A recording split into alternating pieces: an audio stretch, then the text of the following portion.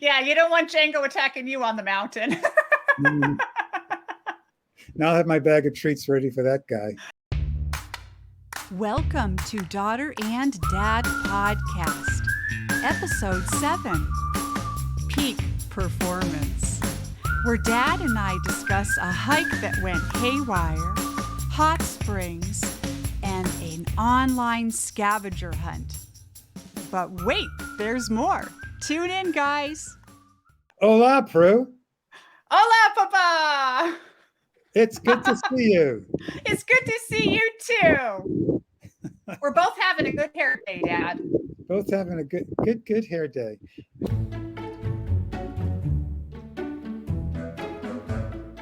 We went on a big hike on Saturday, a 9-mile hike up in the Manzano Mountains with Jengo. And I'm going to give you a spoiler alert. Daniel is A-okay, 100% okay. Uh-oh. But I know. Is he in traction? No, and it's shocking that he is not. Oh, so no. We went up this Ox Canyon trail. And it was Jengo's first big mountain wilderness hike. He's been on desert hikes and he is a great dog in the desert. And in the mountains, he got a little spastic and was trying to chase every possible animal out there. I'm sure if there were a bear, he'd be chasing after the bear. We do carry bear spray. And so we got to the very top of the mountain, and it's a big sheer drop off. And there might be some little ledges or boulders, you might land on if you fall. And that's another spoiler alert. So all of a sudden, this guy starts coming down the mountain toward us. We hadn't seen a single soul in this entire journey. This guy starts coming down the mountain and he looks straight out of something like Deliverance. His hair is all wild. His clothes are all ratty. And I think he might have been on drugs or something, or alcohol. I'm not sure. Peyote. But he was not all there. Jengo went absolutely ballistic, trying to protect us. He was on a leash at that point because I was worried about the drop off. He yanked so hard, he went off the leash and was running towards this guy. And I was worried he was going to bite this guy. I start running toward him. Daniel starts running. Daniel literally falls off the mountain. Oh, no. Slips on a rock. And I'm watching all this. And he looks like a stunt man, the way he intuitively pulled in his body and he bounced from one ledge to another. He ended up 20 feet down on his back. And I was like, oh, he's dead. And I'm trying to get Jengo, and I finally grab Jengo and I'm holding him, and Jengo is snarling at this guy, and this guy passes and doesn't even look down to see if Daniel's okay. I managed to secure Jengo, and Daniel's climbing up, and he was completely fine. But Dad, he was wearing a backpack, and we opened it up, and we had this big stainless steel water bottle that we carry, super thick, heavy insulating one. It was completely smashed in. That water bottle saved his life. My legs are getting the shivers right now, just thinking about it. Dad, I have this picture of Daniel and Jengo on the mountain, and it was literally 30 seconds before all this happened. And he's just smiling. Did you sleep well that night? No, I had nightmares. I had nightmares about Daniel falling off the mountain. And Daniel had nightmares too, but we're all fine. And he's not even sore, not a single bruise or a scratch. His guardian angel must have lifted him up there. That's what we figure. They'll say that it's that strong Polish blood. Yeah, it's the strong Polish blood. Exactly. Well, that's a good story. Yeah, that's a pretty good story. A story with a good ending. A story with a good ending. And so now we know we do not take Jengo up on a steep mountain trail until he gets a little more used to strangers on the trail. The only trail I want to go on is the Arroyo near your house. Oh, that's a very easy trail. Yeah. Nice gentle walk, slowly up the foothills. That'll be good for me. It's got a couple of benches here and there.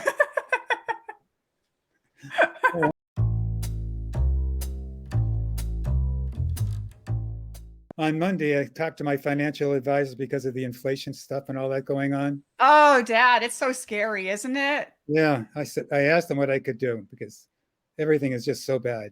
Yes. He told me, he said, you really need to study bonds and come back to me next week. So that's what Oh. I did. I went out and I streamed all the 007 movies.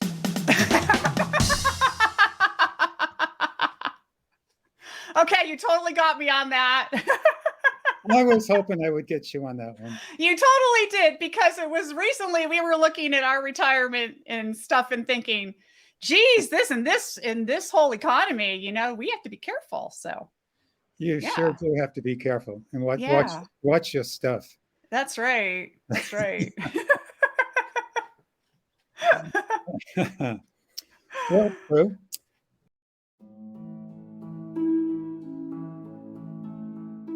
I have a question I want to ask you because this question intrigued me this week, and I know Okay. that you have the answer for it. Okay. And one of the things I was looking up online, well, I'll go back to the beginning. At night at 6 o'clock, I usually do my quiet time. Well, at 6 o'clock on the patio out here, the mosquitoes also like to do quiet time with me. Yeah. So I choose not to sit in the patio, and I sit inside the house, but I watch YouTube videos, and they're usually just nature videos, or maybe a little background music. And Oh, nice. I can meditate, and I can be quiet, and I can run through my list of things I'm grateful for during the day. Yeah.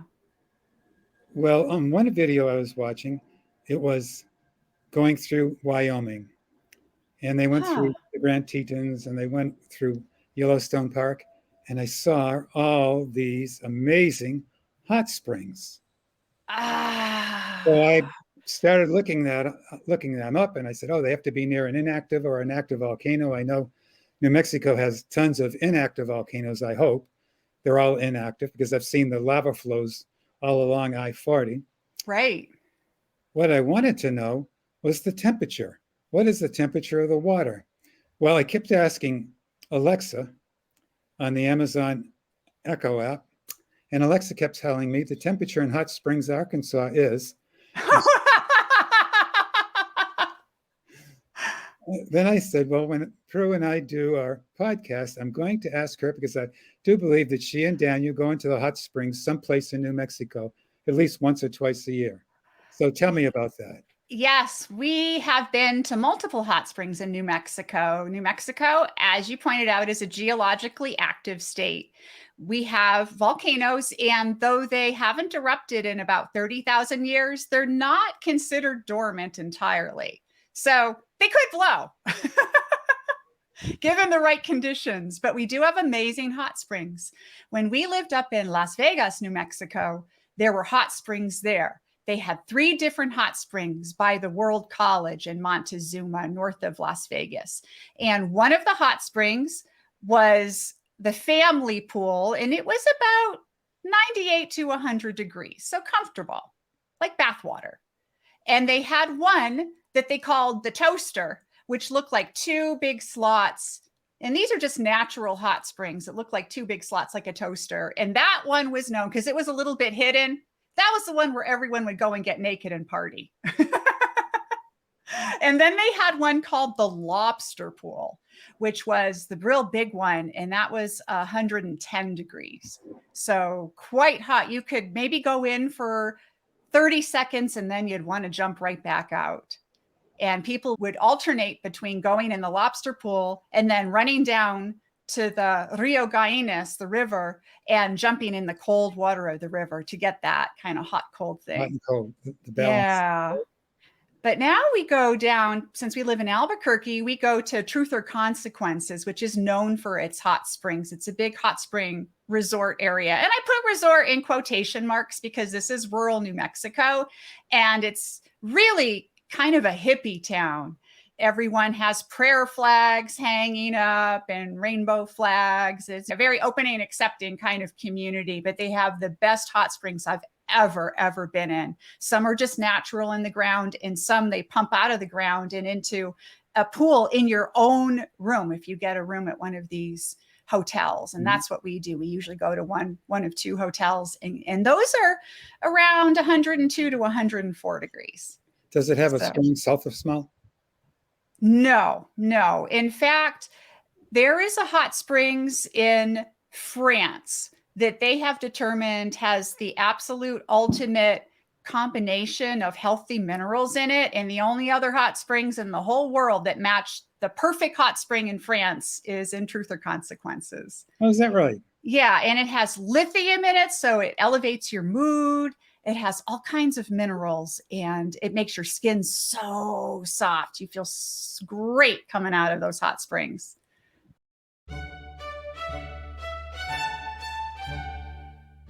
I read an interesting story this week, and I shared it on my blog. And I think I mentioned it last time with you.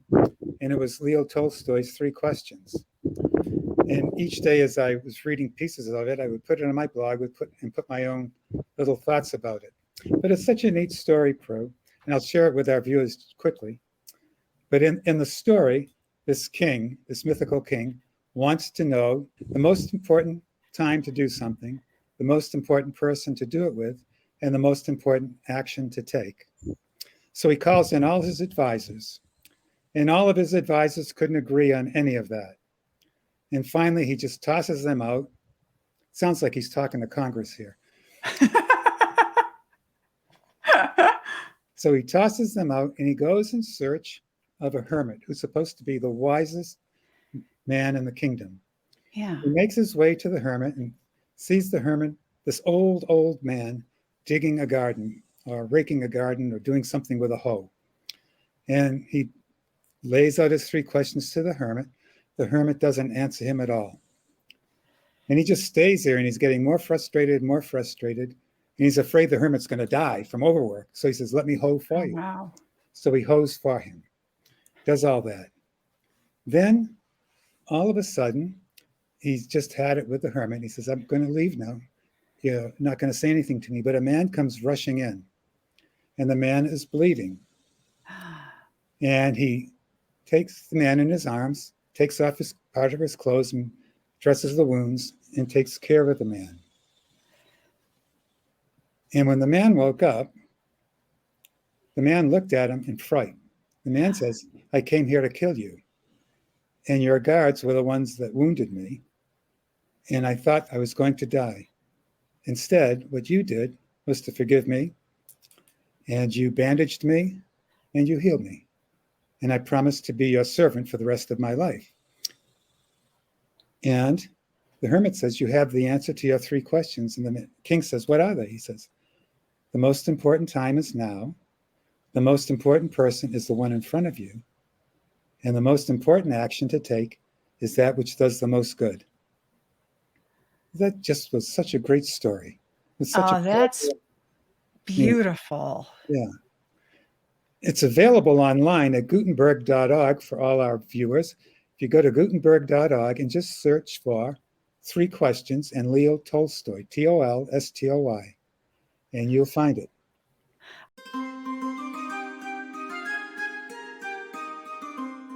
Well, do you have a computer tip for us?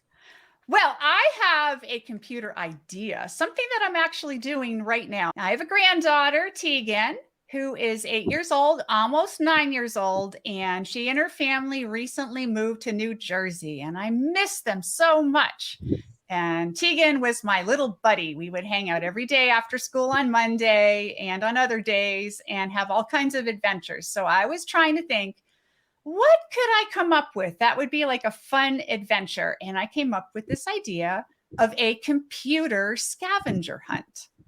And so I am building a scavenger hunt for Tegan using Google and all YouTube. And so I'm coming up with like the first clue is going to say, click on this link, and it's going to take her to a YouTube kids video. And she has to watch that video. It's a little educational 5-minute video. And then she has to answer a question.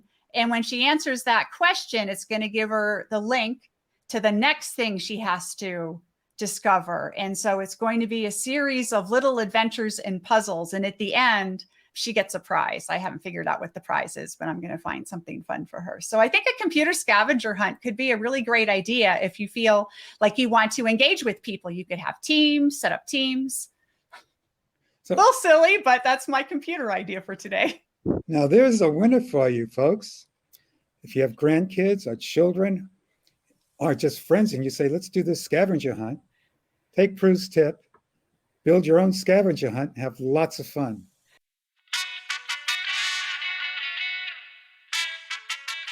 Well, I have a health tip today. Oh, In San Antonio, we have a majority Mexican American population. And one of the things, well, I think I can't just limit it to Mexican Americans, but Anglos as well.